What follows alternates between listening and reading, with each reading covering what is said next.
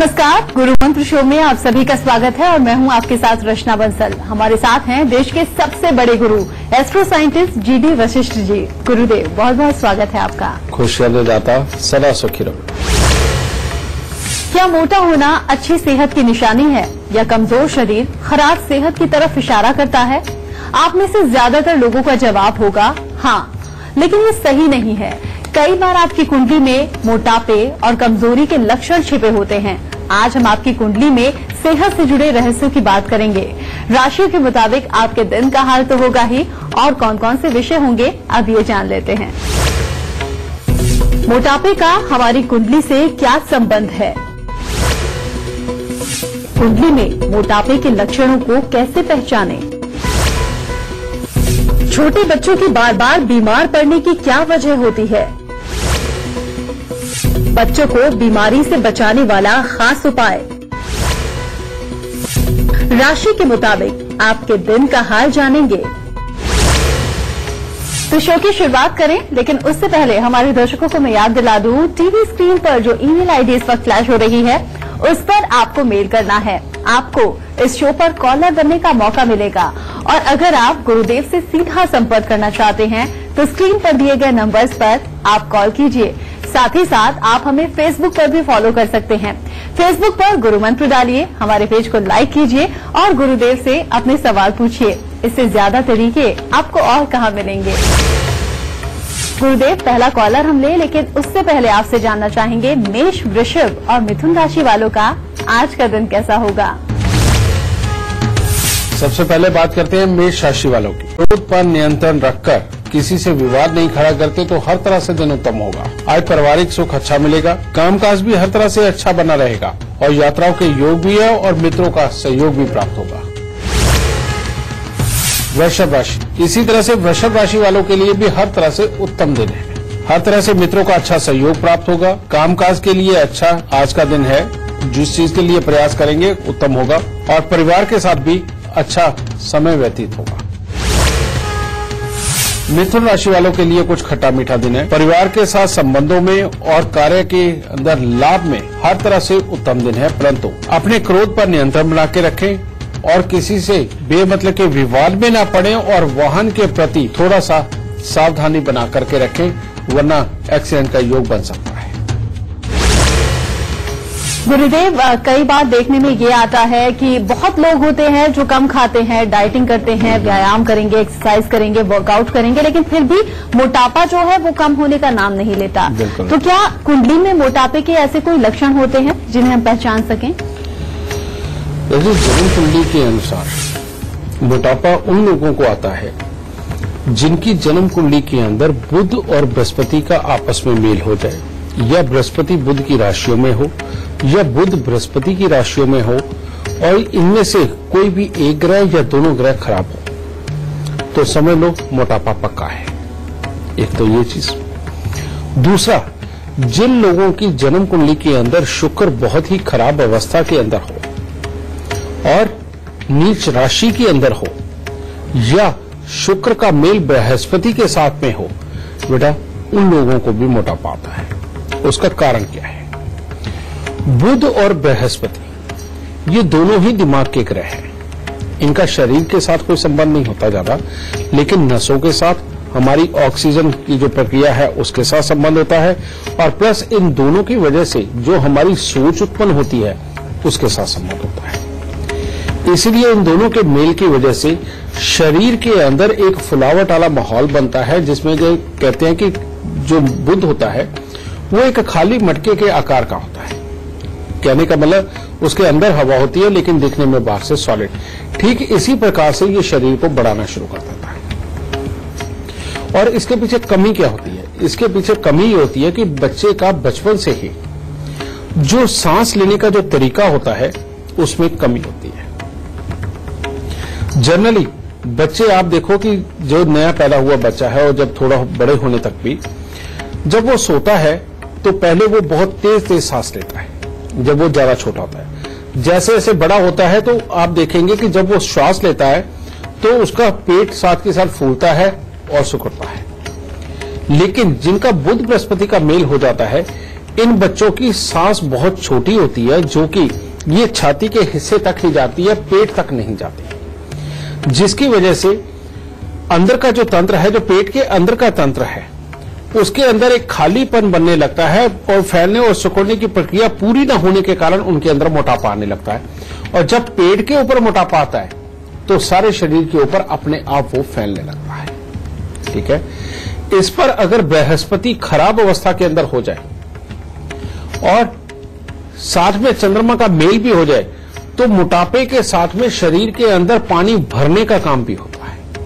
यानी कि जितनी जगह उसके अंदर कोई ना कोई चीज तो जाके अपनी जगह बनाएगी ना, तो ऐसे अवस्था में वहां पानी ज्यादा भर जाता है और हाथ पांव जो है वो काफी सख्त होने लगते हैं। और कई लोगों के आपने देखा होगा वो मोटे होते हैं, जब उनको दबाया जाए तो वहां थोड़ी देर के लिए निशान बन जाता है, वो जो धीरे धीरे करके ठीक होता है। ये पहचान होती है बुध, बृहस्पति और चंद्र के मेल की। और अगर इस तरह का मोटापा हो तो बेटा इसका उपाय जरूर करके चलना चाहिए। और वो उपाय क्या है? वो उपाय है 43 दिन लगातार खाली मटका ढक्कन लगा के उसको जल प्रवाह कर देना चाहिए। और उसके बाद दूसरा उपाय एक और, वो क्या?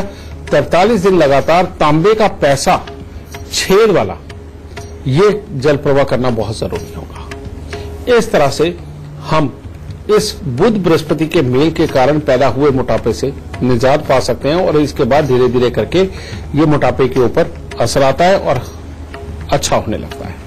कहने का मतलब आदमी पतला होने लगता है। लेकिन इसके साथ अगर आप अपनी श्वास प्रक्रिया में भी बदलाव करेंगे तो आपको बहुत जल्दी रिजल्ट नजर आएंगे। वो क्या है?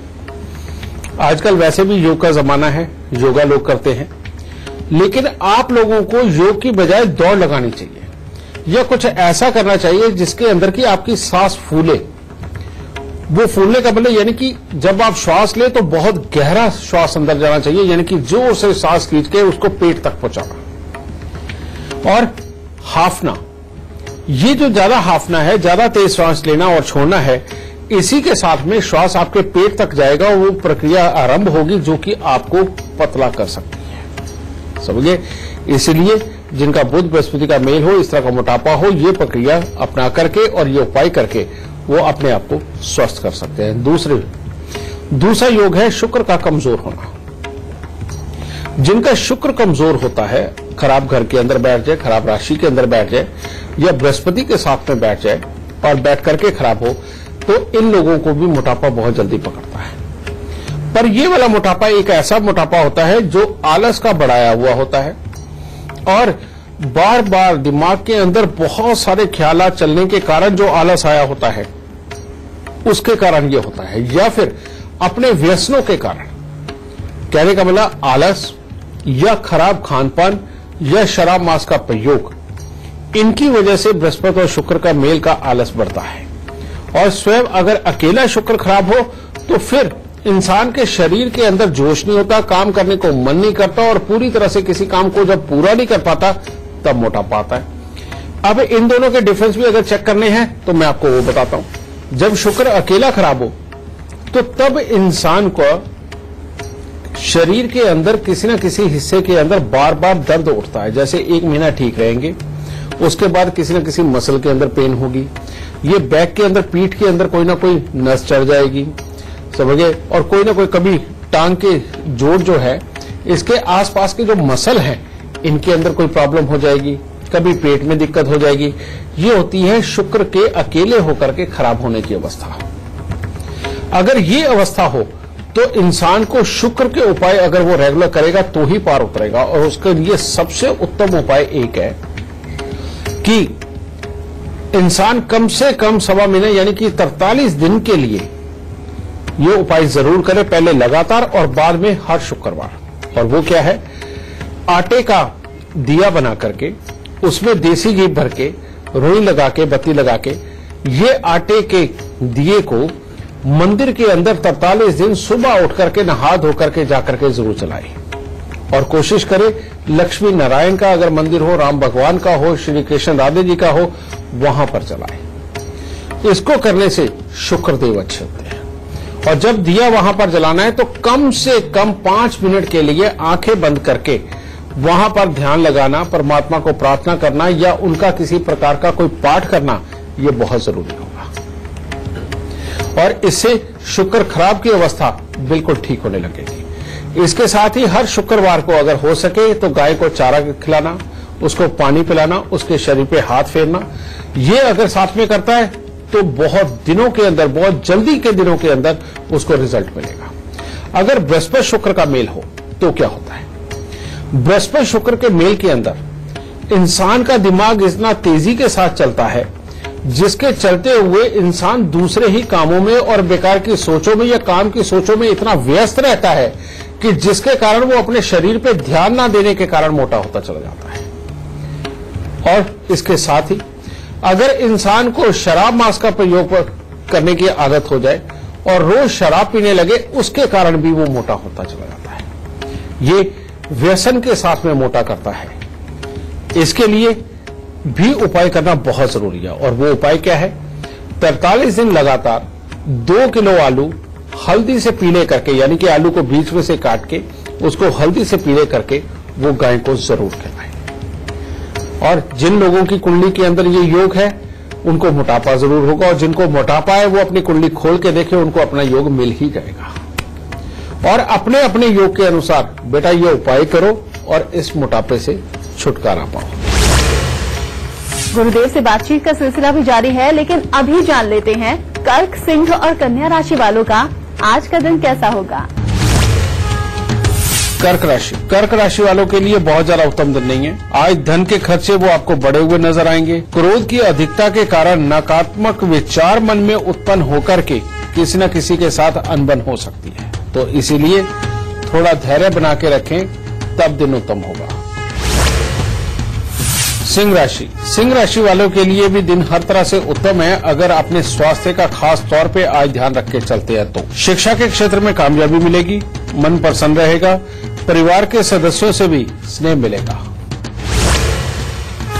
कन्या राशि वालों के लिए खट्टा मीठा दिन है। आज जो भी कार्य करेंगे पूरे आत्मविश्वास के साथ करेंगे, जिसके कारण सुखद समाचारों की प्राप्ति भी होगी। परंतु परिवार में किसी का स्वास्थ्य खराब होने के कारण चिंताएं बढ़ सकती है, जिसके कारण धन खर्च भी बढ़ेगा।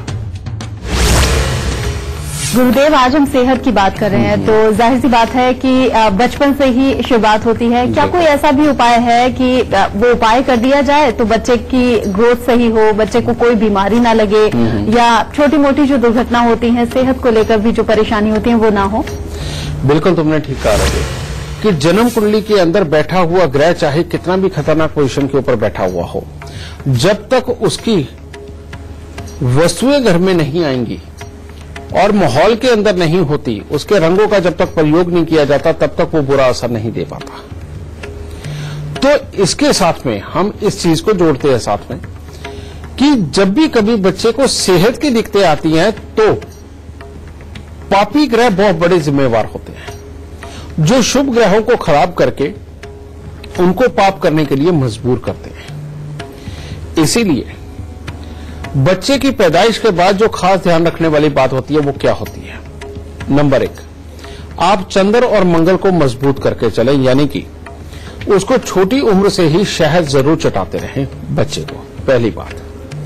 दूसरा, क्योंकि शहद को चटाने से पापी ग्रह शनि और राहु या अगर किसी तरह से शुक्र केतु भी बुरा फल दे रहे हैं तो बेटा ये बचाव रहता है, पहली चीज। दूसरा, बच्चे के तन पर और उसके बेड और आसपास में कहीं पर भी काले और नीले रंग के वस्त्र या काले और नीले रंग के कलर कहीं पर भी ना हो, इसका खास ध्यान रखें। इससे भी बच्चे की इम्यूनिटी पे बहुत फर्क पड़ेगा और बहुत अच्छी उसकी ग्रोथ बनती है। तीसरा, बच्चा जब तक 3 साल का ना हो जाए तब तक अगर आप एक असूल बना लें कि हर रविवार को जौ या गुड़ और जौ बच्चे के शरीर से 7 बार उतार के अगर आप ये दान देते रहें, या जौ पक्षियों को डालते रहें और गुड़ गरीबों को दान दे दें, आप मात्र अगर इतना सा उपाय भी करके चलेंगे तो बच्चे की इम्यूनिटी बहुत ही अच्छी बनेगी, उसके पास से रोग कोसों दूर रहेंगे और बच्चा बिल्कुल हर्षपूर्ण और बिल्कुल स्वस्थ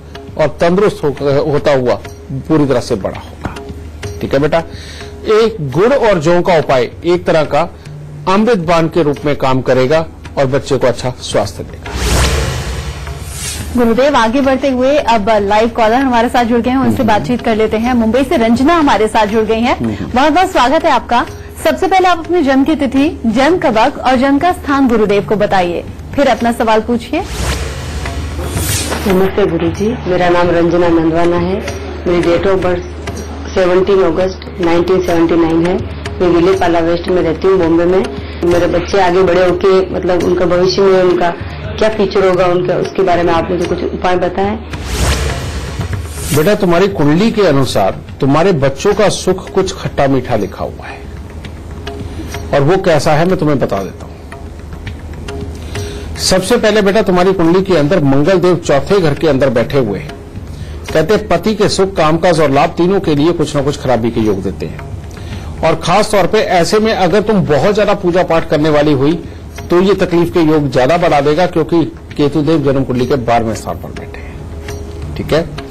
दूसरी बात, अगर तुम साउथ फेसिंग घर के अंदर रही, या घर के सामने पार्क, मैदान या खाली प्लॉट हुआ, या कीकर, बेरी, नीम या पीपल का पेड़ हुआ, तो फिर मामले खराब होंगे, क्योंकि तुम्हारा गुस्सा ही ज्यादा बढ़ता चला जाएगा। पति पत्नी के सुखों में दिक्कत आएगी, इनकम के अंदर दिक्कत आएगी। अब ऐसी अवस्था के अंदर नेचुरली बात है कि बच्चों की ग्रोथ के ऊपर भी फर्क पड़ता है, उनके मेंटली स्टेटस पे भी फर्क पड़ता है।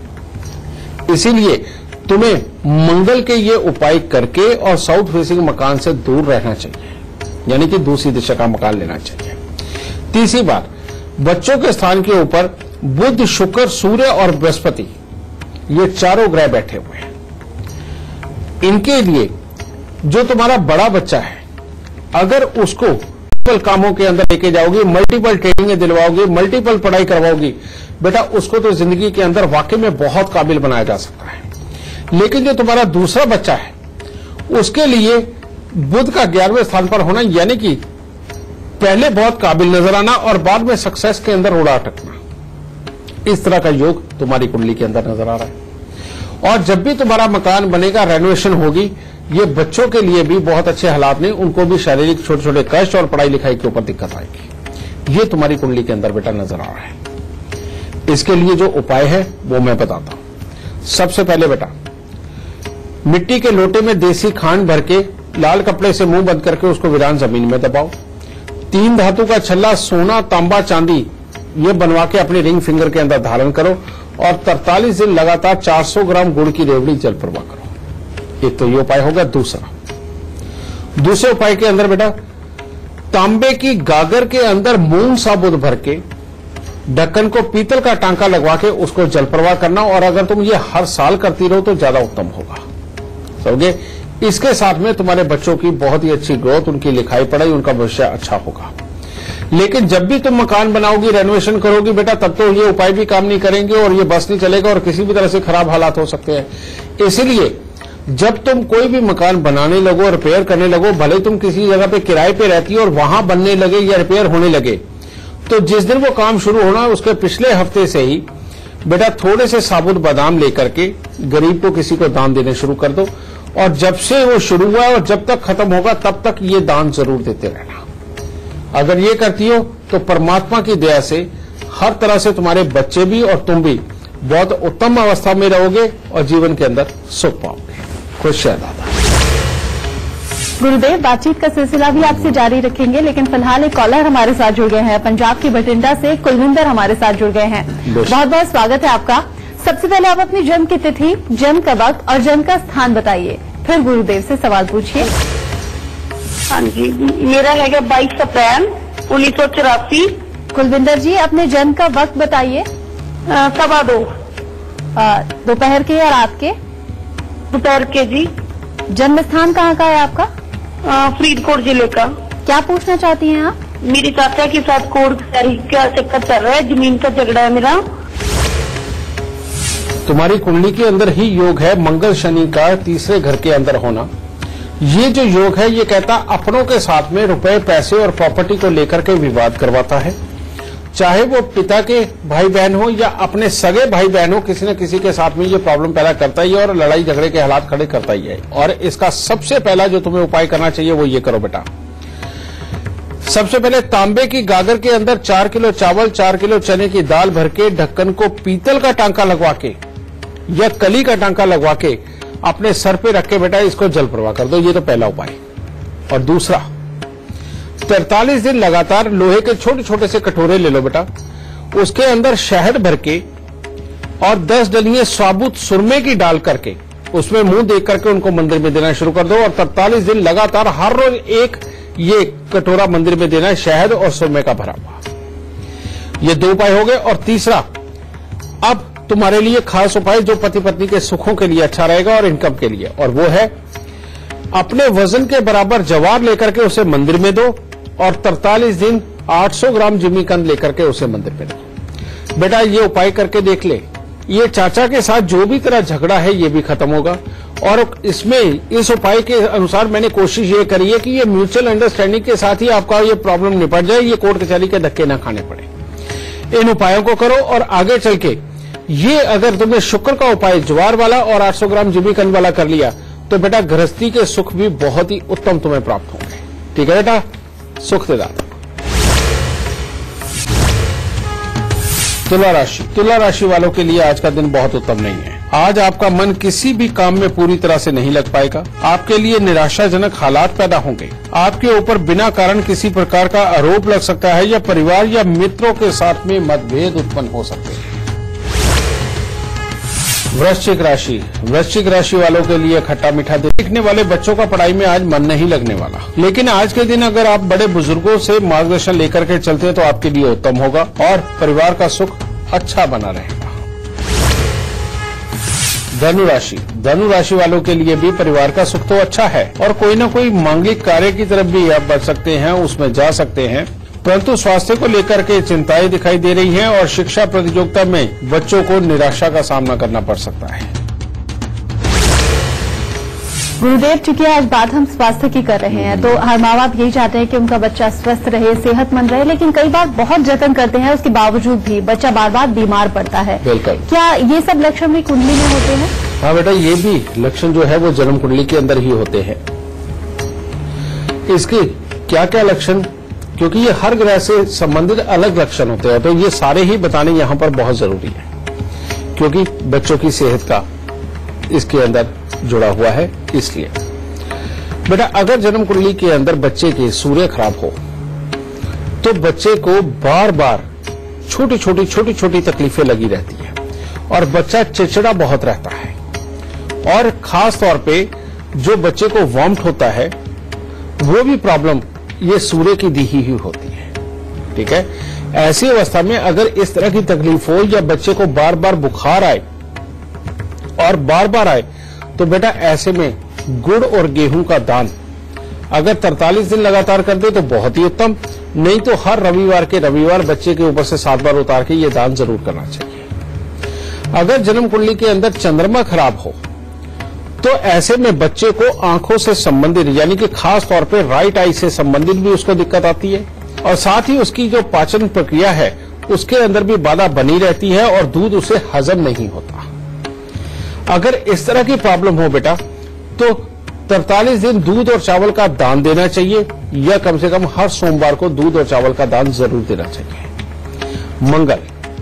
अगर मंगल खराब हो तो बच्चे के पेट के अंदर दर्द ज्यादा बनता है और बच्चा गुस्से में ज्यादा रहता है, भले छोटा सा हो, मान लो महीने 2 महीने का भी है, तो बच्चा के जब गुस्सा होता है वो एक अलग चीज होती है, चिड़चिड़ापन हो एक अलग चीज होती है।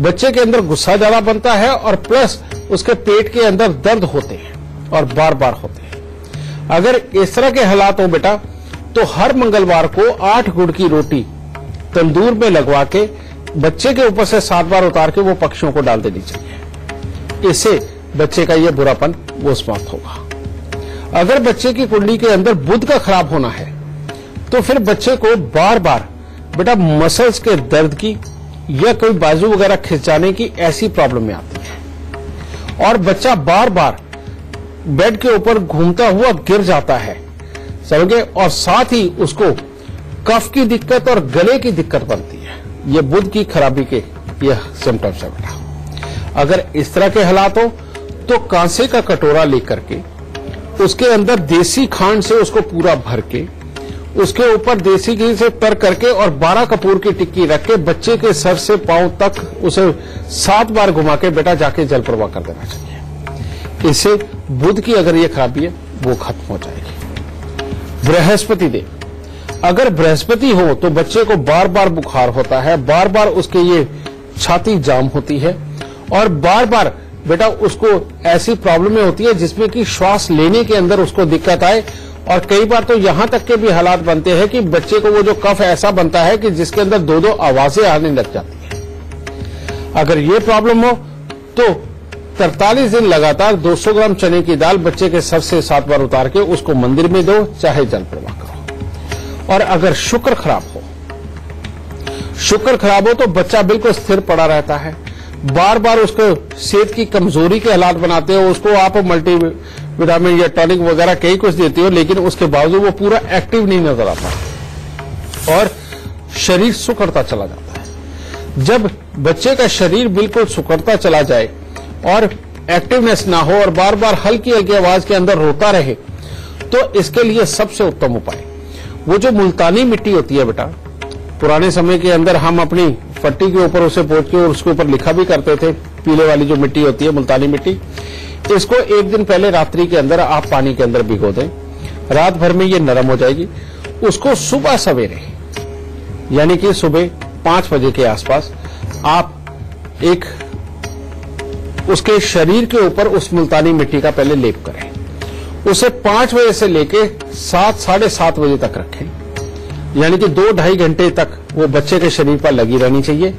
उसके बाद में गुनगुने पानी से उसको स्नान करवा दें और इस प्रकार से आप कम से कम 27 दिन करें। इससे बच्चे का शरीर बिल्कुल खुलने लगेगा, उसकी रगें खुलने लगेंगी, शुक्र और केतु दोनों का एक तरह का ये उपाय हो जाएगा और बच्चा बिल्कुल आपका स्वस्थ होने लगेगा। राहु जब देता तो फिर बच्चे को बहुत बड़ी तकलीफें देता है बेटा। वो क्या देता है, बहुत तेज तेज बुखार, बच्चे के लिए बार बार चोट लगने का सीन बनना, कभी दूसरे बच्चे के हाथ लगने के कारण कुछ हो गया, कभी बच्चे के नाक में कुछ चला गया, कभी बच्चे के कान में कुछ चला गया, इस तरह की प्रॉब्लम देता है राहु। और ये हो तो हर शनिवार को एक नारियल पूजा वाला और थोड़े से साबुत बादाम लेकर के बेटा वो दान देना शुरू करो, देखिए बच्चा आपको अपना बिल्कुल स्वस्थ मिलना शुरू हो जाएगा। तो बेटा ये सब ग्रहों की खराबियां मैंने बताई, अपने अपने अनुसार जिसकी भी जो तकलीफ है उसको चुन के वो उपाय करके जरूर देखें, जरूर लाभ प्राप्त होगा। गुरुदेव से बातचीत का सिलसिला जारी है, लेकिन फिलहाल जानते हैं मकर, कुंभ और मीन राशि वालों का आज का दिन कैसा होगा। मकर राशि वालों के लिए दिन उत्तम है। ईश्वर तथा धर्म के प्रति आस्था बढ़ेगी, आप प्रतिभाशाली व्यक्तित्व होंगे, आपको शिक्षा एवं प्रतियोगिता के क्षेत्र में सफलता प्राप्त होगी और आज का दिन आपके लिए बहुत ही उत्तम गुजरेगा। कुंभ राशि वालों के लिए आज का दिन बहुत ही उत्तम है, कोई शुभ समाचार की प्राप्ति होगी, मित्रों का अच्छा सहयोग मिलेगा, कामकाज में जो भी कार्य करेंगे उसके अंदर लाभ की संभावनाएं ज्यादा है और परिवार के साथ भी अच्छा समय व्यतीत होगा और यात्राओं पर अगर निकलते हैं तो वो भी सफल होंगे। मीन राशि वालों के लिए खट्टा मीठा दिन है, आज भाग्य का अच्छा साथ प्राप्त होगा, नए नए लोगों के साथ मित्रता भी कायम होगी, धार्मिक कार्यों की तरफ भी मन आकर्षित होगा, परंतु परिवार में किसी का स्वास्थ्य खराब हो सकता है और खर्चों की अधिकता बन सकती है। आगे बढ़ने से पहले आपको याद दिला दूं, टीवी स्क्रीन पर जो ईमेल आईडी इस वक्त फ्लैश हो रही है उस पर आपको मेल करना है। आपको इस शो पर कॉलर बनने का मौका मिलेगा और अगर आप गुरुदेव से सीधा संपर्क करना चाहते हैं तो स्क्रीन पर फ्लैश हो रहे नंबर्स पर आप कॉल कीजिए। गुरुदेव, आगे बढ़ते हुए एक और लाइव कॉलर हमारे साथ जुड़ गई हैं। लखनऊ से अनामिका हमारे साथ हैं जो कि अपने बेटे के बारे में जानना चाहती हैं। अनामिका जी, बहुत बहुत स्वागत है आपका। सबसे पहले आप अपने बेटे की जन्म की तिथि, जन्म का वक्त और जन्म का स्थान गुरुदेव को बताइए, फिर अपना सवाल पूछिए। मेरा नाम अनामिका अवस्थी है, लखनऊ से है। तो मुझे अपने बच्चे के बारे में पूछना है। उसका नाम शांत अवस्थी है, 16 मई 2012 को पैदा हुआ था, 3:23 पे लखनऊ में ही। इनके भविष्य के बारे में पूछना था कि क्या करेंगे आगे, और ये थोड़ा बीमार रहता है। बेटा इसका भविष्य तो बहुत अच्छा है, उसमें कोई दो राय नहीं। कारण ये है कि जो ग्रह योग यहाँ पर मैं देख रहा हूँ ये आगे चल के किसी न किसी चीज का प्रोफेशनल बनाते हैं, चाहे इंसान की पढ़ाई लिखाई बहुत अच्छी हो या ना हो, लेकिन उसको किसी न किसी चीज का बहुत ही अच्छा प्रोफेशनल कारीगर बना देते हैं। ठीक है, इसीलिए इसके भविष्य की तो चिंता करने की जरूरत नहीं, लेकिन हाँ, इसके लगन के अंदर बैठे हुए खराब शनि इम्यूनिटी को कमजोर करते हैं, आंखों की दिक्कतें देंगे, छोटी छोटी तकलीफें रोज आए दिन लगा करके रखेंगे और चिड़चिड़ापन बहुत बढ़ाएंगे बच्चे का। इसको ठीक करने के लिए तुम्हें उपाय जरूर करना चाहिए, एक ये, और वो उपाय है 43 दिन लगातार 60 ग्राम साबुत सुरमा लेकर के घास वाली जमीन में दबा देना, और हो सके तो बार बार बेटा बच्चों को बड़ के पेड़ के ऊपर दूध और पानी चढ़वा के गीली मिट्टी का तिलक इसके लगवाती रहो, इससे इसकी इम्यूनिटी बहुत अच्छी बनेगी और ये प्रॉब्लम बिल्कुल खत्म हो जाएगी। दूसरा, हर मंगलवार के दिन बेटा मिठाई मंदिर के अंदर देना, चढ़ाना मत भूलना। ये बच्चा अगर हर मंगलवार को कुछ ना कुछ मीठा मंदिर में चढ़ाता रहेगा तो ये दोबारा बीमार होगा ही नहीं। ठीक है, इतने छोटे से उपायों के साथ ही परमात्मा की दया से इसका बेड़ा पार है, लेकिन इसका चंद्रमा छठे घर का है, जो पिता को ऊपर की इनकम और बहुत अच्छी इनकम के हालात बनाता है। अगर ऐसे में दूध और पानी का दान दे दिया जाए, लोगों के लिए प्याऊ लगवा दिया जाए और यह छबील को बंटवाया जाए अपने पास से पैसे देकर और खुद लगवा करके, तो बेटा परिवार और पैसा दोनों ही घट जाते हैं और अपनों का सुख टोटली घट जाता है। इसीलिए अगर हो सके तो 3-4 साल में एक बार शमशान घाट या किसी हॉस्पिटल के अंदर प्याऊ तुम लगवा दिया करो। इसको लगवाने से परमात्मा की दया से इस चंद्रमा की ताकत पूरी तरह से बनी रहेगी और आगे इसका भविष्य बहुत ही सुनहरा होगा और अच्छा ज्ञान भी प्राप्त करेगा। तो ये उपाय करो बेटा, परमात्मा सब कुछ भली करेगा। अगर आप हमारे शो पर लाइव सवाल करना चाहते हैं तो gurumantra@itvnetwork.com पर मेल करते वक्त इस बात का जिक्र कर दीजिएगा। हमारी टीम आपसे खुद संपर्क करेगी। और अगर आप गुरुदेव से सीधा संपर्क करना चाहते हैं तो टीवी पर नीचे दिख रहे नंबर्स पर आपको कॉल करना है। गुरुदेव, चूंकि अब शो खत्म होने का वक्त आ गया है, लेकिन उससे पहले हमारे दर्शकों को आज आप सेहत से जुड़ा हुआ सबसे खास गुरु मंत्र जरूर दीजिए।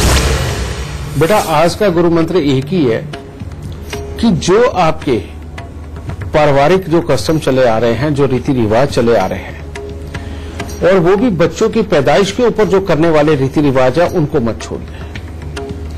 वो जैसे जैसे छूटते जाएंगे, ये बात बिल्कुल सत्य है बेटा कि उनका बुरा असर बच्चे के ऊपर या बच्चों के ऊपर आना वाकई में वो तय हो जाता है। जैसे जिनके घरों में पहले बच्चों के पैदा होने के बाद उनकी कमर के ऊपर तड़ाकी बांधने का एक विधान था, लेकिन आजकल बिल्कुल बंद कर दिया है कि अब कौन करे, शहरों में कौन करता है, अब तो दादी भी नहीं है, नानी भी नहीं है, तो रहने दो। बेटा, ये चीज मत करो। ये चीज करने से वाकई में बच्चे की शुरुआत से ही जब सोच समझ और उसकी फिजिक डेवलप हो रही होती है, ये वाले जो पारिवारिक जो कसम होते हैं, ये वाकई में इतना बड़ा असर डालते हैं कि बच्चे का दिमाग भी और उसकी सेहत भी बहुत अच्छी ग्रो करती है, जो चीजें आपकी पहले से चली आ रही है। अगर इसको बंद करते हो तो वाकई में बच्चे के मानसिक विकास में भी और उसकी सेहत में भी वाकई में फर्क आता है और तकलीफ बनती है। एक तो ये चीज।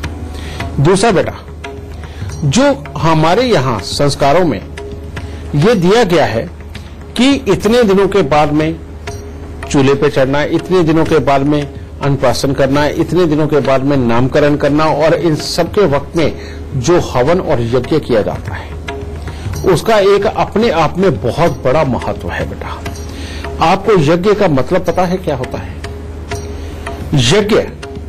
यज्ञ हमेशा उन्हीं वस्तुओं का, उन्हीं सामग्रियों का, उन्हीं चीजों का होता है जो हमारे खाने पीने के अंदर हमें बहुत ही ज्यादा पौष्टिक होती है, बहुत ताकत देती है और हमें इम्यूनिटी को बढ़ाती है, हमारी सोच समझ को दुरुस्त करती है, हमारे अंदर धैर्य पैदा करती है, ज्ञान देती है, उन्हीं चीजों का। और सबसे बड़ी बात आप देखो, कोई भी यज्ञ बिना देसी घी के कभी संपूर्ण होता है? देसी घी जरूर होता है।